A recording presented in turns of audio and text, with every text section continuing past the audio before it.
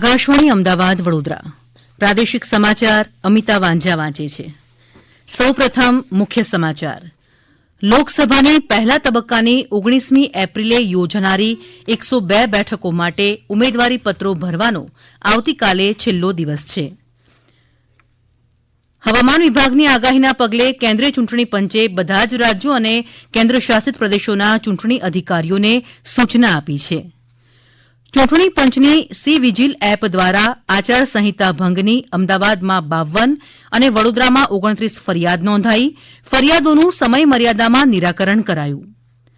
અમદાવાદ જિલ્લા ચૂંટણી તંત્ર દ્વારા રાય યુનિવર્સિટી સાથે મતદાન જાગૃતિ અભિયાનમાં સહભાગીતા અંગે એમઓયુ કરવામાં આવ્યા. રાજ્યમાં આરટીઈ પ્રવેશ પ્રક્રિયા 2024-25 અંતર્ગત પ્રવેશ મેળવવા માટે અરજી કરવાની સમય મર્યાદા વધારીને 30મી માર્ચ કરવામાં આવી છે.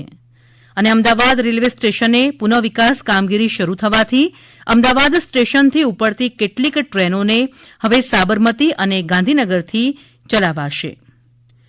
સમાચાર વિગતવાર. લોકસભાની પહેલા તબક્કાની આગામી 19મી એપ્રિલે યોજાનારી 102 બેઠકો માટે ઉમેદવારી પત્રો ભરવાનો આવતીકાલે છેલ્લો દિવસ છે. પહેલા તબક્કા માટે ભરાયેલા ઉમેદવારી પત્રો પાછા ખેંચવાની છેલ્લી તારીખ 30મી માર્ચ છે. 19મી એપ્રિલે મતદાન થયા બાદ આગામી 4 જૂને મતગણતરી હાથ ધરાશે.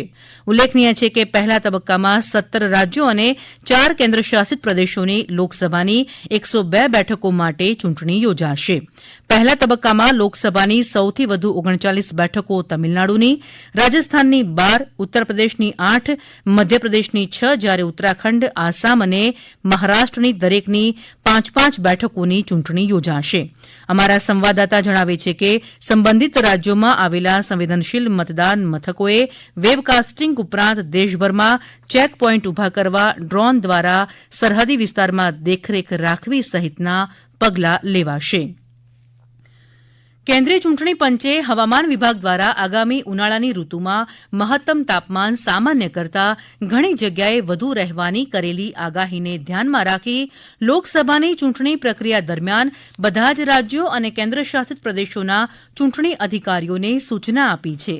ચૂંટણી પંચે તમામ મતદાન મથકોએ મતદારો માટે ખાસ શેડ તેમજ પીવાના પાણીની સુવિધા સહિત પાયાની તમામ સુવિધાઓ ઉપલબ્ધ કરાવવાની સૂચના આપી છે. આ ઉપરાંત ચૂંટણી પંચે ગરમીના મોજાના તેમજ આકરા તાપના સમયગાળામાં દરેક નાગરિકે શી તકેદારી રાખવી તેની રાષ્ટ્રીય આપત્તિ વ્યવસ્થાપન સત્તામંડળ દ્વારા અપાયેલી સૂચનાઓ દેશના બધા જ ચૂંટણી અધિકારીઓને મોકલી છે. ઉલ્લેખનીય છે કે એનડીએમએ ગરમીના મોજાની સંભવિત અસર ઘટાડવા બપોરના 12 થી 3 દરમિયાન અગત્યના કામ સિવાય તાપમાં ન નીકળવાની સૂચના પણ આપી છે. ચૂંટણી પંચ સી વિજીલ એપ દ્વારા ચૂંટણી પ્રક્રિયા ઉપર ચાંપતી નજર રાખી રહ્યું છે. આ એપ દ્વારા આદર્શ આચાર સંહિતાના ભંગ અંગેની ઓનલાઈન ફરિયાદો, ફોટા, વિડીયો વગેરે સીધું જ ચૂંટણી પંચને મોકલી શકાશે. મુખ્ય ચૂંટણી કમિશનર રાજીવ કુમારે જણાવ્યું કે સી વિજીલ નાગરિકોને આદર્શ આચાર સંહિતા ભંગની જાણ કરવા અને 100 મિનિટની અંદર પગલાં લેવાની ખાતરી આપે છે. આચાર સંહિતા ભંગ અંગેની ફરિયાદોના નિવારણ માટે સી વિજીલ મોબાઈલ એપ્લિકેશન અને પોર્ટલ અસરકારક સાબિત થઈ રહ્યું છે.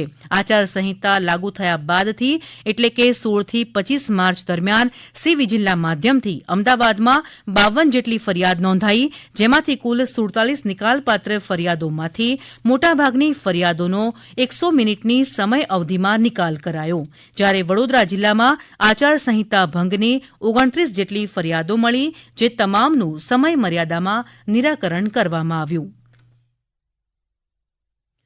અમદાવાદ જિલ્લા ચૂંટણી તંત્ર દ્વારા રાય યુનિવર્સિટી સાથે મતદાન જાગૃતિ અભિયાનમાં સહભાગીતા અંગે એમઓયુ કરવામાં આવ્યા. આગામી દિવસોમાં રાય યુનિવર્સિટીના તમામ વિભાગોમાં મતદાન જાગૃતિના કાર્યક્રમોનું આયોજન કરી યુવાઓને લોકશાહીના મહાપર્વના સહભાગી થવા પ્રોત્સાહિત કરવામાં આવશે. અમદાવાદ જિલ્લા ચૂંટણી તંત્ર દ્વારા સ્વીપ એક્ટિવિટી અંતર્ગત આગામી દિવસોમાં શહેર જિલ્લાની વધુમાં વધુ શૈક્ષણિક સંસ્થાઓ અને યુનિવર્સિટીઓમાં યુવા મતદારોની સક્રિય ભાગીદારી વધે તે સંદર્ભે એમઓયુ કરવામાં આવશે. રાજ્ય વિધાનસભાની ખાલી પડેલી 5 બેઠકોની પેટા ચૂંટણી માટે ભાજપે તેના ઉમેદવારોના નામની જાહેરાત કરી છે, જેમાં વિજાપુર બેઠક પરથી ડોક્ટર ચતુરસિંહ ચાવડા, પોરબંદર બેઠક પરથી અર્જુનભાઈ મોઢવાડિયા, માણાવદર બેઠક પરથી અરવિંદ લાડાણી, ખંભાત બેઠક પરથી ચિરાગ પટેલ અને વાઘોડિયા બેઠક પરથી ધર્મેન્દ્રસિંહ વાઘેલા ચૂંટણી લડશે. અત્રે ઉલ્લેખનીય છે કે લોકસભાની સામાન્ય ચૂંટણીમાં ગુજરાતની તમામ 26 બેઠકો માટે 7મી મેના રોજ એક જ તબક્કામાં મતદાન થશે. આ ઉપરાંત રાજ્યની વિધાનસભાની ખાલી પડેલી 5 બેઠકો માટે પેટા ચૂંટણી પણ એ જ દિવસે યોજાશે. 12મી એપ્રિલે ચૂંટણીનું જાહેરનામું બહાર પાડવામાં આવશે. 19મી એપ્રિલ સુધી ઉમેદવારી પત્રો ભરી શકાશે. આગામી લોકસભાની ચૂંટણીમાં મતદારોમાં મતદાન અંગે જાગૃતિ કેળવાય તે માટે જિલ્લા ચૂંટણી તંત્ર દ્વારા વિવિધ જાગૃતિ કાર્યક્રમો યોજવામાં આવી રહ્યા છે. રાજકોટ જિલ્લા ચૂંટણી તંત્ર દ્વારા વિવિધ મતદાર જાગૃતિ કાર્યક્રમો યોજવામાં આવ્યા. રાજકોટ શહેરની આનંદમય વિદ્યાલય, કેજી ધોળકિયા સ્કૂલ તથા પતંજલિ સ્કૂલ ખાતે ચિત્ર, રંગોળી અને નાટક સ્પર્ધા યોજી મતદાન અંગેના શપથ લેવડાવવામાં આવ્યા. સાથે જ રાજકોટ જિલ્લાના જસદણ શહેરની શ્રી શિવમ સ્કૂલમાં મતદાન જાગૃતિ અનુસંધાને પોસ્ટર સ્પર્ધા યોજાઈ હતી. સુરત શહેર જિલ્લાની વિવિધ સરકારી કચેરીઓમાં યુવા અને ગ્રામ્ય મતદારોને ઈવીએમ અને વીવીપેટ અંગે જાગૃત કરવાના વિવિધ કાર્યક્રમો યોજવામાં આવ્યા. મહેસાણામાં વિસનગર ખાતે ઉત્તર ગુજરાત વિકલાંગ ટ્રસ્ટ દ્વારા મતદાન જાગૃતિ અંગે ચિત્ર સ્પર્ધા યોજાઈ ગઈ. મહીસાગર જિલ્લાની સર્વસાથી માધ્યમિક શાળા ખાતે વિદ્યાર્થીઓએ મતદાન જાગૃતિની થીમ આધારિત રંગોળી ચિત્ર સ્પર્ધા યોજી મતદાનનું મહત્વ સમજાવ્યું. ભરૂચ નગરપાલિકા ખાતે કર્મચારીઓ માટે મતદાન જાગૃતિ કાર્યક્રમ અંતર્ગત મતદાન સંકલ્પ પત્ર વિતરણ અને મતદાન પ્રતિજ્ઞા લેવડાવવામાં આવી હતી. લોકસભા ચૂંટણી સંદર્ભે સુરેન્દ્રનગર જિલ્લા માહિતી કચેરી ખાતે જિલ્લા ચૂંટણી કેસી સંપટે મીડિયા સેન્ટરનો શુભારંભ કરાવ્યો. ડાંગ જિલ્લામાં જિલ્લા ચૂંટણી અધિકારીના અધ્યક્ષસ્થાને આહવા ખાતે મીડિયા મોનિટરિંગની કમિટીની કામગીરીનો પ્રારંભ કરવામાં આવ્યો. પાટણ જિલ્લામાં લોકસભા ચૂંટણી અંતર્ગત વધુમાં વધુ મતદાન થાય તે માટે જિલ્લા વહીવટીતંત્ર દ્વારા સ્વીપ અંતર્ગત શાળા કોલેજો સહિત વિવિધ જગ્યાએ મતદાર જાગૃતિના પ્રયત્ન હાથ ધરવામાં આવ્યા. જે અંતર્ગત પાટણ જિલ્લાની આંગણવાડીઓમાં મતદાન જાગૃતિના ભાગરૂપે માતાઓ અને કિશોરીઓની સાથે બેઠકનું આયોજન કરવામાં આવ્યું હતું. આ પ્રાદેશિક સમાચાર આપ આકાશવાણી અમદાવાદ વડોદરા કેન્દ્ર પરથી સાંભળી રહ્યા છો. વધુ સમાચાર આપ અમારી વેબસાઇટ newsonair.gov.in ઉપર વાંચી શકશો. રાજ્યમાં આરટી પ્રવેશ પ્રક્રિયા 2024-25 અંતર્ગત પ્રવેશ મેળવવા માટે અરજી કરવાની સમય મર્યાદા વધારીને 30મી માર્ચ કરવામાં આવી છે. અત્રે ઉલ્લેખનીય છે કે આરટીઈ એક્ટ એટલે કે નબળા અને વંચિત જૂથના બાળકે બિન અનુદાનિત ખાનગી પ્રાથમિક શાળામાં આગામી શૈક્ષણિક વર્ષ 2024-25માં નવા સત્ર માટે ઓનલાઈન અરજી કરવાની તારીખ 14મી માર્ચથી 26મી માર્ચ સુધી કરવામાં આવી હતી.